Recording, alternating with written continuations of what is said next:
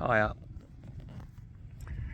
Right, I was thinking of doing a live feed, they call it a live video or something, for the first time, but I thought that'd use all my data up, wouldn't it? But I might have to think about that at some point, doing stuff like that, a live feed. I don't know how that works.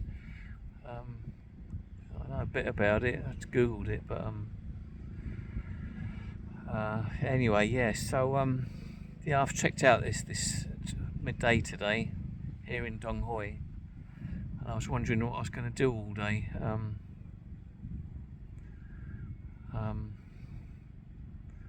mean, yeah, right. When I got here,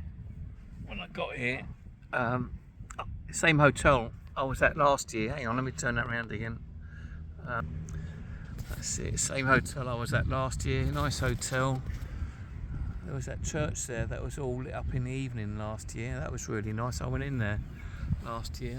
There's something happening there this year. It's not lit up anyway. So when I got here a couple of days ago, like I said, I was here last year. I did a tour last year, and the guide wanted to, you know, change numbers, whatever. Facebook, or I think it was Facebook, wasn't it? Go on Facebook. We haven't communicated, but when I got here, I couldn't remember how I'd met her. Anyway, so I contacted this lady, and she was like, "Oh, thank you for remembering me," and you know, we're messaging on Facebook, and she said, "You what are your plans?" So I said, "Oh, not a lot. I'm just going to chill out, which is what I've done anyway." She said, "If you want to, do you want to do something?" I'm like, "Oh yeah, okay." Anyway, in the end, it didn't work out, and then she's messaged me this morning saying, "Do I want to do something today?" And it's like, "Oh, brilliant! Yeah, that'd be good, because my train doesn't leave till what, 6:30 or so, 6:25, and I'm wondering what I'm going to do all day. So I'm like, yeah, okay. So she's saying like,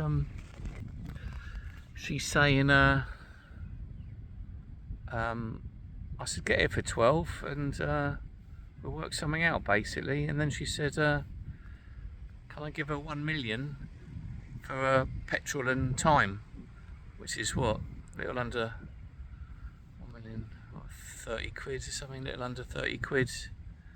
Yeah, a little under 30 quid. And I was like, no. She said, can I do that? And I'm like, no, I ain't doing that. And she said she lives an hour away. I said, well, I'm happy to pay for your petrol, but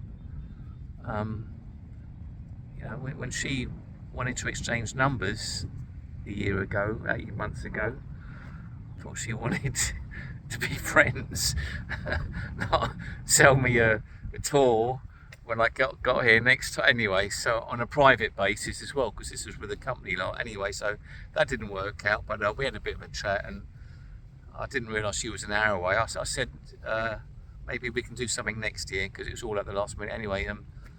And I said I'll come and visit her next year. It'd be not cheaper.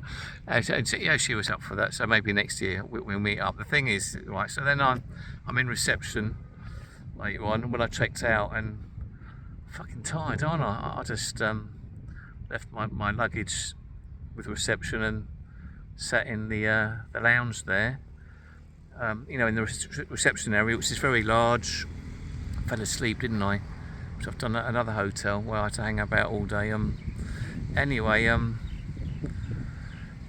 remember yesterday I said I would have stayed in this hotel another night because it's nice and quiet, but the extra night, just for tonight, it's 112 quid. And that room is still available for 112 quid. Tomorrow, it's £21 again, or whatever it is. I don't understand it, because it's fucking empty. It seems empty to me. Why? Maybe something's happening on Friday. I don't know. It's not a football match, is it? Anyway, so I just chilled out there for an hour, and then I thought I'll come out for a walk, and got the river here. And oh shit! I wanted to tell you something. Some insights. Oh yeah, insights were then, but I've got them now. So I've been using Booking.com and Expedia on my travels, right? Booking.com I fell out with last year, I haven't used them. And Expedia fucked me up on this trip, didn't they? Yeah, I ain't going into that. But what I want to say, all this Expedia and Booking.com stuff, all right, there is a good side to it. If you don't know an area, you haven't been around much, even that's not a given, is it? But you know, you can browse the hotels and just click on there. It's booked, and you turn up, and it's all hunky dory. Not in the one or two cases I've had on this trip that I've got to say. But normally it works fine, and there are a lot of negative comments with Expedia, though they don't address anything basically. A few little goodwill vouchers or something.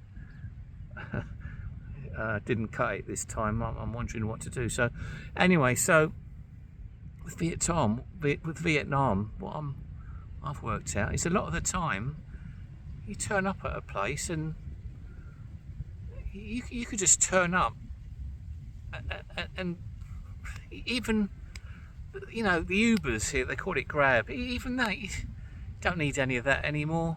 Not here in Vietnam anyway. You could just turn up at the airport, get a taxi. All right, if you don't use Grab, you're going to pay extra.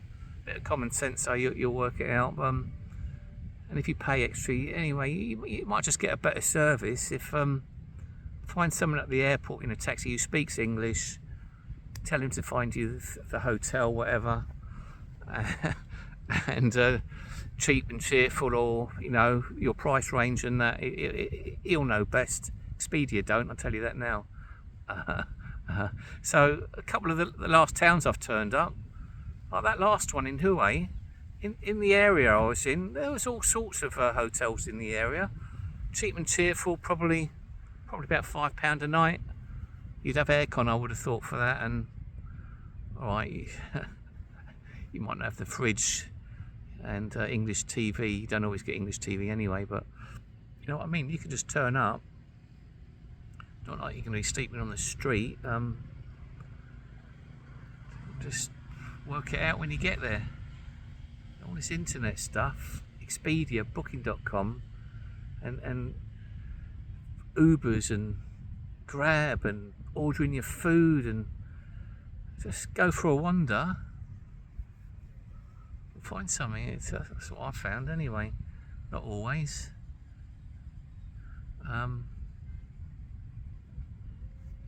Yeah. What else? Yeah, I've been wondering. Maybe the answer is to get back to London. That problem I'm having with my landlord. Yeah, I'll just fucking talking bullshit, aren't I? But go and live on the common, innit? I saw one or two tents there, Woolwich Common, before I left London. I was meaning to go and have a chat with them, but didn't happen. I'll do that when I get back to London if they're still there. But go and fucking put a tent on Woolwich Common. Fuck it. Landlord's more trouble. PA housing. PA housing. They're not the only landlord that's shit.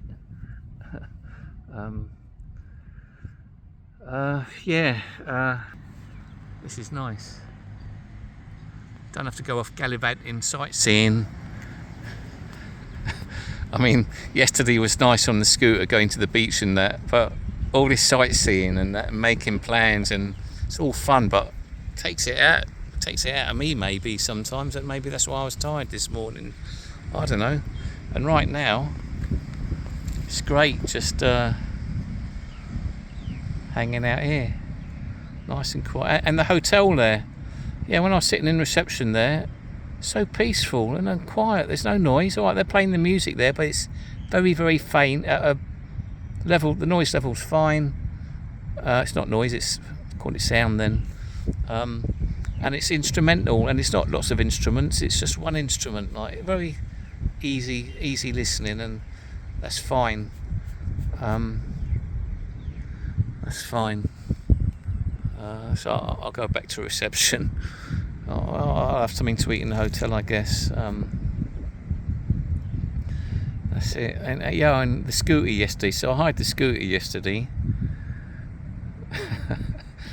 Right, first of all, the when I drove off, I saw the fuel was at 0. So I went off to the petrol station. Scooters have actually been okay out here. I've had a couple of warning lights pop up, but they've been okay. And for £5 a day or less, once or twice, it's fine. Sometimes a bit more than £5 a day, but it's fine. Still cheap, isn't it? Anyway, so I picked up the bike yesterday. Actually, I first went into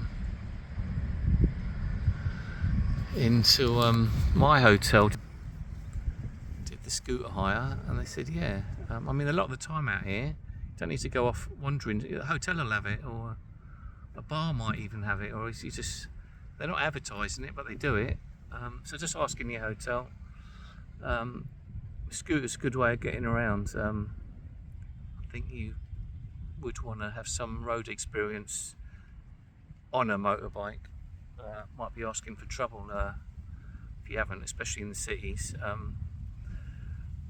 Anyway, so yeah, I asked at reception. They said 200, and I'm like, oh, I wasn't crazy about 200, but I said, yeah, okay. I mean, it was there. I'm at the hotel and that. So then they said go down to the basement. That's what I did. They had a few scooters there. Guy, you know, the garage. There's the garage. They call it the ground floor. I keep pressing the ground floor in the lift, and I end up in the underground garage.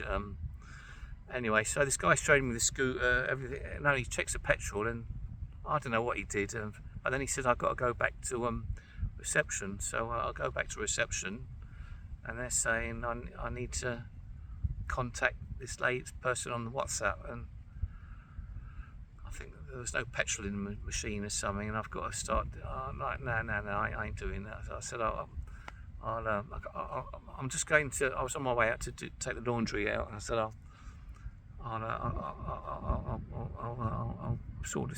do that when I get back. Anyway, I went out and did the laundry. It's quite a walk, but on the way back, past another hotel. I'll ask in there. So I went in the hotel. They had a scooter for 150, ready to go, like, you know. So they didn't ask for my passport. They didn't ask for a deposit. They didn't fucking ask for anything, like license, anything. They just let me ride off on the scooter. I see you tomorrow, right? Yeah, I drive off. Petrol. The gauge is on 0. I wasn't sure if it was on 0. It wasn't working because it was like below the empty line. So I go to the petrol station, right? They always come out here to fill up your petrol. Oh no, but before the guy, he was busy, so I undid the petrol cap. There's petrol in there, so the petrol gauge ain't working, isn't it? So, and it seemed like there's quite a bit of fuel in there, so oh, that reminds me, I was going to give them another 50,000 when I dropped the scooter off for the petrol I used. Forgot to do that this morning. Anyway, so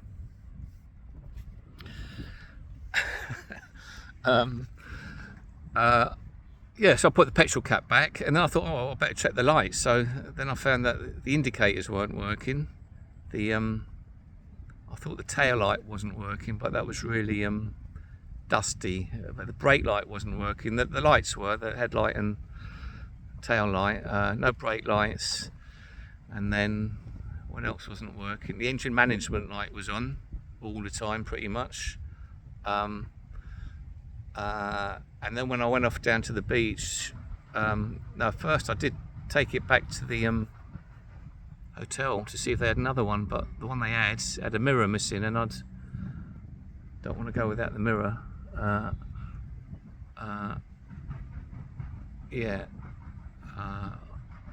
So I stuck with what I had. Went off down the beach, which was nice. I want to see those videos. If again, when I went there, I didn't Google that. I looked on Google Maps, looked for something interesting. I saw that flag, a beach flag. I thought, looks nice. I went down there, nothing there, deserted. Miles and miles of beach all to myself. I ain't telling you where that is. Anyway, so when I get down there, the temperature gauge on the scooter is right high as well, and eventually it gets right up to maximum, like, you know. So that was a worry. Anyway, the bike was okay, engine sounded fine, it was alright, but a lot of stuff wrong with it. Yeah, I was just doing this video for a bit of I don't know, it's lucky I didn't do a live feed. I would have lost all my data, but I think I'll post this back at the hotel now, and I might do more of these. Just maybe I should get one of those hats with a camera, walk around and just gossip all day. I won't forget anything then, will I? Let me show you. Look, oh wait, it's not the cleanest of rivers, but this is a really nice spot, I think. Really nice spot. You can hear the odd scooter going off in the background, and or a lot of scooters in the background, but it's in the background, it's alright. Alright, well, how long was that? What's that? Coming up to 20 minutes. Yeah, see you folks, bye.